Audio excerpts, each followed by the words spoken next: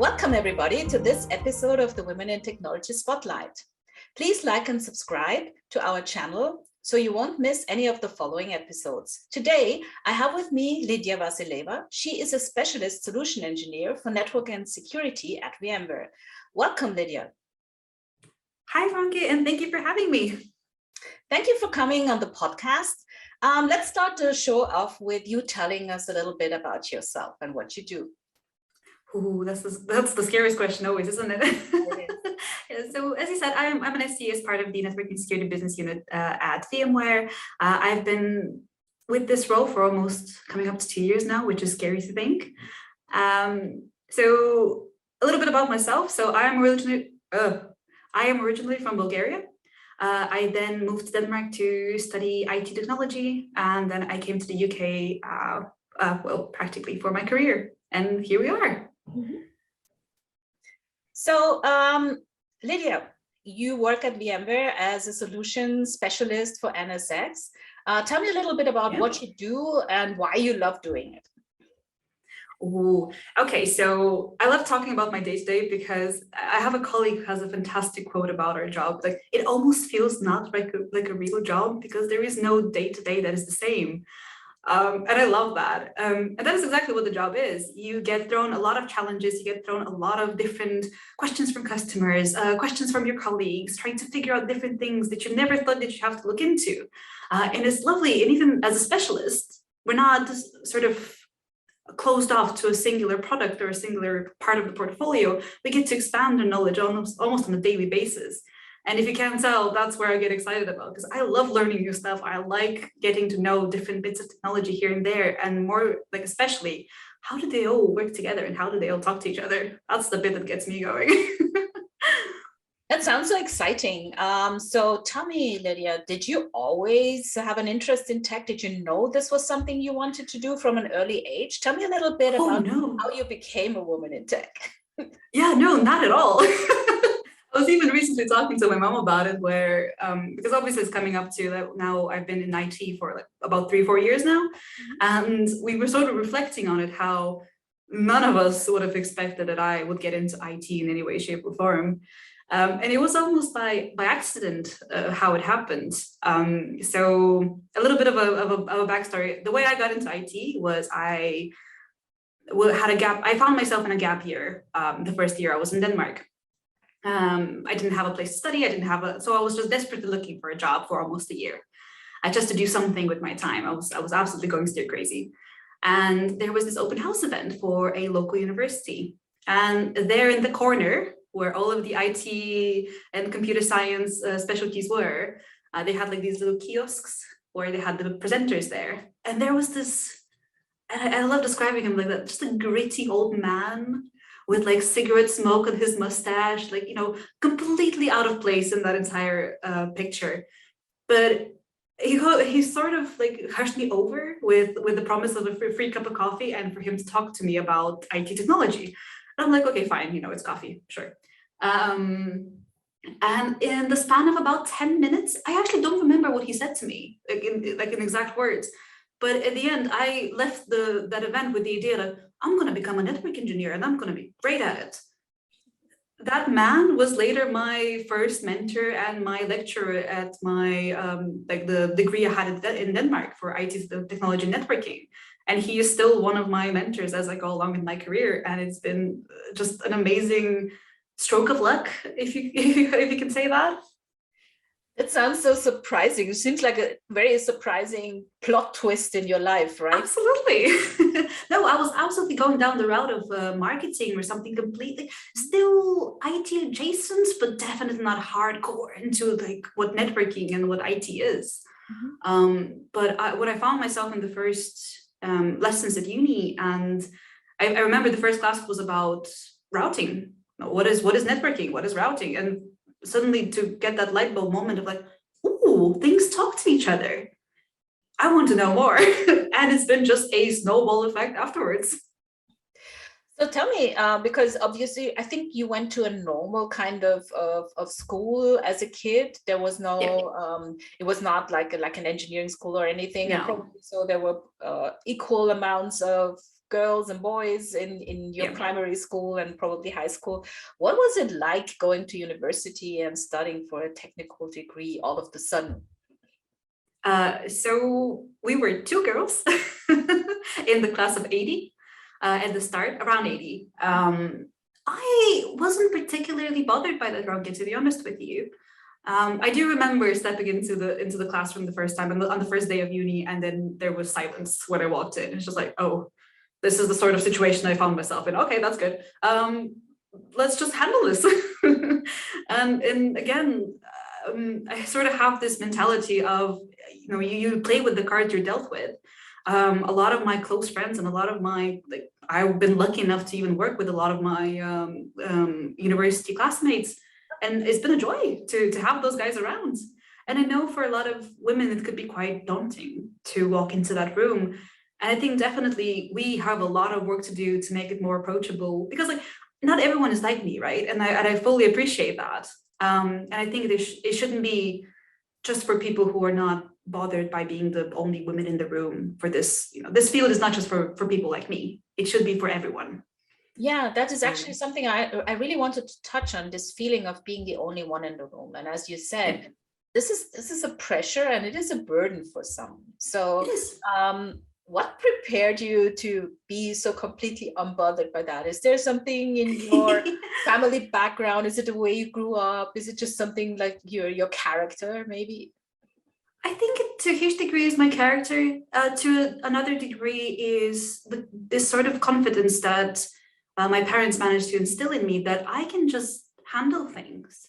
It doesn't matter if it's, moving to a different country when you're 19, or, walking to a classroom full of boys and being the only one. And but again, as I said, it shouldn't be the prerequisite to get into IT, this sort of characteristics or qualities. Another thing that I sort of like being the only one in the room, and I don't know if you feel this too, Ronke, but I sort of feel like we're representing women as a whole when you walk into the room. Absolutely. Just I don't want everyone to be basing their opinion of technical women based on me. That's a huge pressure. It is, and this is something that's actually described in literature, that it's not just for women, it's for other underrepresented groups as well. We carry this burden of having to represent our gender or our race or our religion, because people might base their perception of people they have never met off of my performance, for example. So this is something that actually follows you around, and this is something why I try to change the situation. I want to have other women in the room for people to look at. Absolutely. Even if you personally are not bothered, it's absolutely a pressure of oh, I need to be super technical. I need to know everything. I need to be super confident to be able to represent accordingly what I believe women or whichever minority group you're in are supposed to be. This is a thing. So do you think, because you said it was a joy working with all the people in your class and you had a really good experience? I did too. So personally, I'm also one of the people who is rather unbothered by others' perception of me. But did they make you feel comfortable or welcome, at least? I know, of course, there was this initial moment of surprise when you walked into the classroom. But after that, what was it like? I think it's almost down to a cultural perspective. Denmark is one of those countries where everyone is equal, to the sense of, and I remember this moment very clearly, where I come from a culture, Bulgarians tend to be tend to be quite gentlemanly. So they would hold the door for you, they'll hold heavy things for you. And I'm not saying that I was used to it, but obviously subconsciously I was. And I remember this one moment, because I was working as part of the IT library at the university. So I was carrying this big PC around with me. And I remember my teacher just sort of grabbed his notepad and just went off and left me to carry this heavy thing. And I just sort of looked down at it, looked up to him. I'm like, oh, this is how, this makes more sense. Absolutely, let's do this. And then coming to the UK, bless them, but the first colleagues that I worked with when I joined my previous role, they never worked with a woman before. So we had these sort of awkward moments of they were holding the door for me whilst they were holding the server, and they were trying to do 3 things at the same time. I'm like, guys, it's fine. Just give me the heavy thing. They got used to it very quickly. But it is sort of, I look back at those moments happily, because I think it's being the first woman that they work with, for me, is a breakthrough. Like, I love to be that sort of like first experience for them. So yeah, no, happy memories. Yeah, it is an interesting experience. It's kind of like you are a groundbreaker somehow when you're the first. Yeah, a little bit. I love that's the positive side of being the unique one. True, you get to set a new example, and that's also a positive thing. And I love the story about carrying the heavy things, because I also live in a country, I'm in Austria, obviously, where men tend to be more gentlemanly, not like in Denmark, and people would actually carry heavy stuff for me. And I must admit that it has been useful at times when I had to, like carry around the 3U server to a server. And so I was actually quite happy that it was like that. But yes, you're right. Obviously, it should be more equalitarian. I think the word is in English. Yeah, I think so. Yeah. But it's sort of showed how my colleagues at university saw me. They just saw me as one of them. Yeah. And again, that comes with positives and negatives. But in the long term, it was more of a positive, and it was freeing for me to show my strengths rather than trying to make up for something that I wasn't, in a sort of sense. Yeah. To give you an example, I've always been really good at documentation. I've always been really good at presenting. Thus, maybe it was a foreshadowing towards the SE career. But I absolutely just played to those strengths in the university. I wasn't trying to be the most technical. I wasn't trying to be, the most nerdy in the sense of being the best programmer and everything. But it absolutely gave me that scene to be who I am. Mm-hmm. That's such a good point, that you, and it also shows that you're quite self-reflected, actually, because you know what your strengths are and you can use them to your advantage. Coming to those strengths, you actually touched on that. Being an SE, what kind of skills does it need, to be successful? Oh, I don't know yet which skills you need to be successful. What do you to be honest, I've been incredibly lucky with the people, including yourself, that I am in a group of people within VMware, outside of VMware, as part of the Resource Collective that I'm now in. I'm just surrounded with successful solutions and sales engineers. And it's almost, there's too much to pick at. Like, what are the skills? What are the best qualities? But if I have to narrow it down to 2 or 3 skills, fantastic storytellers would be one of those. Which was also the key skill that I recognized as this is why I believe that being an SE is sort of, I wouldn't say my calling, but it's a perfect job for me, because that is something that I've personally always strived towards, being a good storyteller, being able to explain things to people at various levels. Mm-hmm. Another one is being honest and reflective, in the sense of listening more than talking. And that's actually something, Ranke, that for me is quite difficult. Being a good listener for me is a astonishingly difficult skill. Like, genuinely listening and not just waiting for you to stop talking, for the recipient to stop talking for you to start talking. Mm-hmm. So that's 2. I think the third one would be a genuine interest in tech, and not in the sense of only your own thing or the thing that you're currently selling, but more around understanding how it plays out in the broader scheme of things. Where does it stand from a technological perspective, but also from imagining it and being able to put yourself in your customer's shoes. Like, okay, where do I take this piece of technology and put it into my environment? How do I actually then use it in my day-to-day? And I think those are sort of the 3 important skills that I would say are.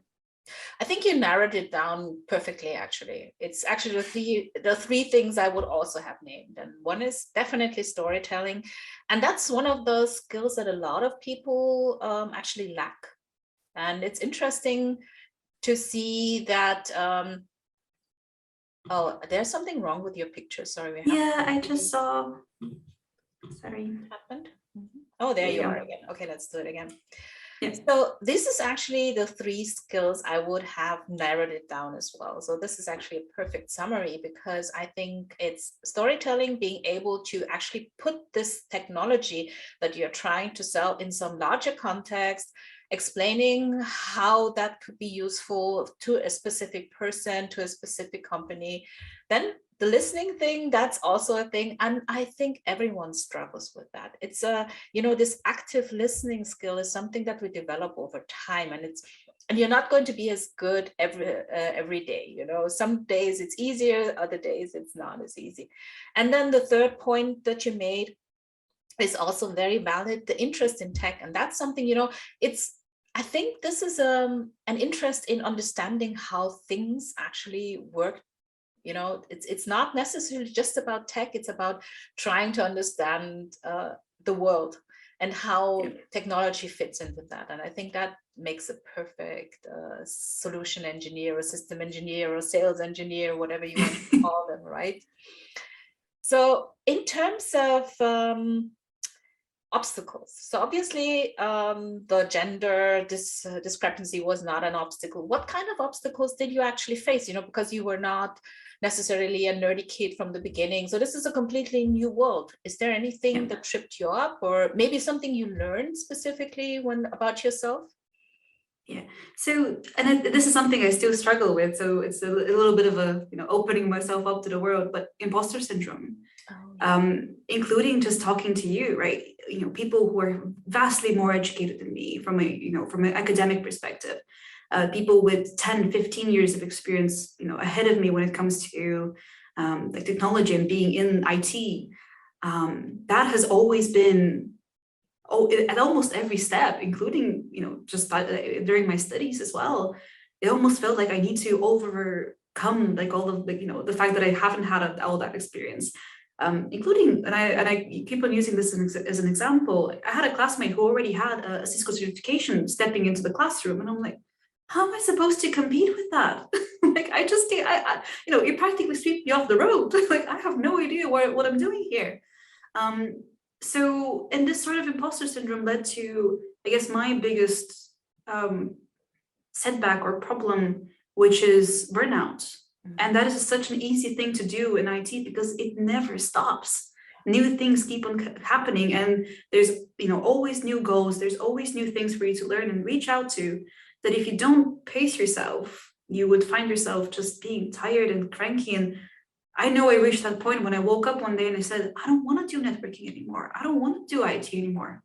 That for me was the alarm bell of like, oh no, like you have overdone this. You need to step away and step back, take a break, take a day off and get back to it. But I know some people go through that burnout and don't come out the other end in the sense of they never find their passion for what they were doing before. And they sort of switch careers or move away or just grow miserable with what they're doing. That resonates so deeply with me because I think we always fault ourselves when we don't know something, and as you rightfully said, there's always something new and you can't keep up, and understanding that it's not you, that it's just such a vast field and that you can't know everything, that's hard. And talking about imposter syndrome, I learned two things recently that kind of made me feel better. It's not a female thing, so I talked to some men as well. They have it too, which is nice. Not nice, but nice to know, It's a shared pain. Yeah, it's a shared thing. So I think we all have it because there is such a vast amount of information to process. And the other thing was and you saw this, I think I wrote an article about Radia Perlman, who is the inventor of the spanning tree protocol and other protocols, obviously. And in an article I read about her that when she went to her first computer class, she had the same thing. I mean, this woman who is so pivotal to networking, she went into a computer class and felt completely out of place and felt she would never catch up with the boys and men in there who had been, doing stuff with computers all their lives because she hadn't. So this is such a how can I say, this is such a typical feeling that we women have because especially when we come from other walks of life. So thank you for sharing that about the imposter syndrome, because I think we need to talk about that and we need to make other women aware that this is not something that's wrong with them, right? Yeah. Yeah, so we talked about what you love about doing your job. We talked about how you became there, and we did talk a little bit about the obstacles that you could face. But when we look at other women that we want to bring in this field, so we're no longer the only one in the room, is there anything you would like to share? Do you have a motto? Do you have some tips or something that you would share with them? I'm so happy you asked that, because I'm a big proponent of getting more girls into tech, and not only in, I guess, also a little bit of a personal, maybe not a rant, but a personal vendetta for women in IT is there is more to IT than coding. Especially when it comes to networking and these more scary techie roles. First of all, there's nothing scary about networking. And because the fact is we're learning how things talk to each other, how things communicate with each other. And that is, from my perspective, nothing more interesting, because communications are interesting. But